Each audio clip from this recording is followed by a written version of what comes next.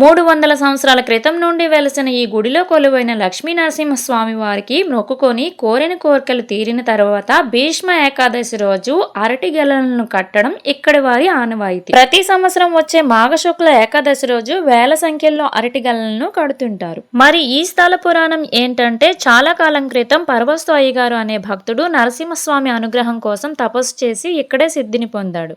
ఆయన సిద్ధిని పొందిన ఈ ప్రదేశంలో ఒక వటవృక్షం పెరిగింది. అలాగే పక్కన ఉన్న పుట్టలో నరసింహస్వామి వారు వెలిశారు. అప్పటి నుంచి గ్రామస్తులు ప్రతి భీష్మ ఏకాదశికి 3 రోజుల జాతరను నిర్వహిస్తున్నారు. మీరు ఈ గుడిని విజిట్ చేయాలనుకుంటే శ్రీకాకుళం జిల్లాలోని టెక్కలికి 6 కిలోమీటర్ల దూరంలో ఉన్న చెట్లతాండ గ్రామంలో ఈ గుడి ఉంటుంది. మనం తీసుకువెళ్లిన ప్రతి అరటిగెలకు వాళ్ళు ఒక టోకెన్ ఇస్తారు. ఈ సంవత్సరం అయితే 8,000కు పైగా అరటిగెలను అక్కడ కట్టారు. ఈ 3 రోజుల జాతరలో భాగంగా నాటికలు, ఎగ్జిబిషన్ వాటితో ఎంజాయ్ చేయొచ్చు. ఫ్రెండ్స్, ఈ ఇన్ఫర్మేషన్ మీకు నచ్చితే వీడియోని లైక్ చేసేసి మీ ఫ్రెండ్స్కి షేర్ చేయండి. Thank you for watching. Bye bye.